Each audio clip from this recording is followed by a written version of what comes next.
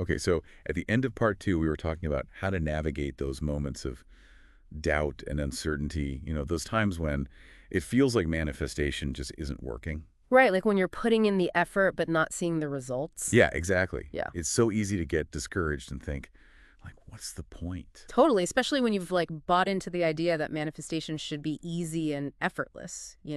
Ugh, yes. All those manifesting is as easy as breathing kind of messages. Right. But real life is usually a bit more complicated than that. Definitely. So what does Michaela say about those times when we're, like, hitting those roadblocks? Well, she actually emphasizes that those challenges are an important part of the process. Really? Yeah. She calls it the space of the unknown. The space of the unknown. Yeah, it's like this period of uncertainty and transition that can feel really uncomfortable, but it's often necessary for us to break free from those old patterns and create something new. So instead of seeing those setbacks as failures, we should try to view them as opportunities for, like, growth and learning. Exactly. It's about shifting our perspective, Yeah, and trusting that even those difficult experiences are ultimately leading us towards our highest good, even if we can't see it in the moment. I love that. Yeah. But honestly, I think it's one thing to intellectually understand that concept Mm. and another to actually embody it when you're, like, in the midst of a really challenging situation. Oh, 100%. It's way easier said than done.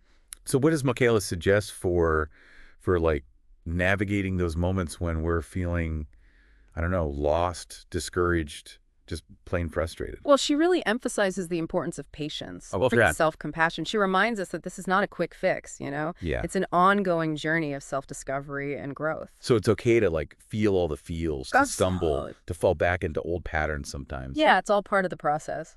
What matters is that we keep coming back to that intention of self-love and keep choosing to align with our highest truth. That's what it's all about. Progress, not perfection. Progress, not perfection. I love that. But I also think, we don't have to do this alone, right? Oh, absolutely not. In fact, Michaela really encourages us to reach out for support, Yeah. whether that's from a therapist, a mentor, a trusted friend, a spiritual community, whatever feels good to you. It's so easy to isolate ourselves when we're struggling, Mm-hmm.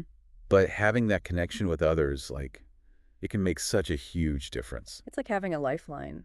And Michaela also talks about the power of surrender, Yes. letting go of that need to control every outcome and trusting that there's, like, a divine intelligence orchestrating things behind the scene. Cresting the flow. The flow, yeah.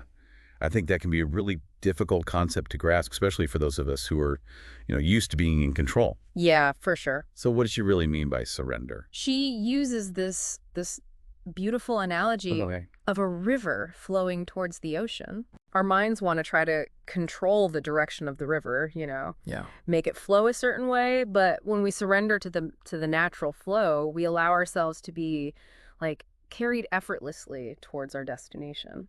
That's so beautiful. Yeah, it's about letting go of that resistance. So it's about trusting that we're being guided even when we can't see the whole picture, right? Yeah, exactly. And she believes that when we surrender to that higher power, to that universal flow, that's when we open ourselves up to receiving miracles, experiencing a level of abundance that we could never have orchestrated on our own. Oh, I love that. So it's not about giving up or becoming passive, No. but about aligning ourselves with that universal flow of energy, trusting that we're being supported every step of the way.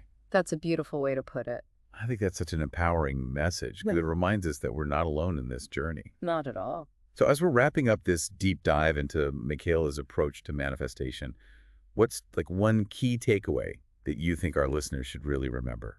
For me, it's the emphasis on the inner work. Okay. It's about recognizing that true manifestation isn't about manipulating the universe or trying to force things to happen, Yeah. but about cultivating that deep sense of self-love, trust, alignment with our highest truth. It's about becoming, like, a magnet for the things that are meant for us. Exactly. The experiences, the relationships, the opportunities, all of it.